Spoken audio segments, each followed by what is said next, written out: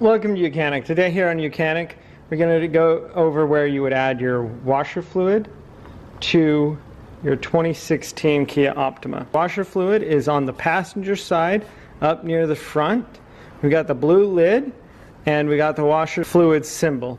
So you just pop this lid and pour your washer fluid in there. If your washer fluid is very empty and you're pretty much going to take about 3 liters or 3 quarts of washer fluid. So almost a gallon is going to fill this thing up.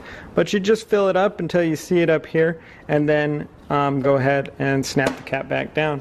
And that's where you would add washer fluid to your vehicle. You can put whichever type you like to have in there.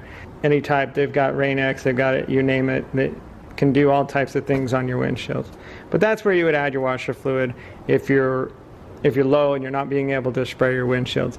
Now if this is full and it's not working, then you need to go into some other diagnostic via maybe a fuse, or via maybe the whole motor is just burned up to pump it up to your windshields to keep them clean. Thanks for watching YOUCANIC, where you can be the mechanic.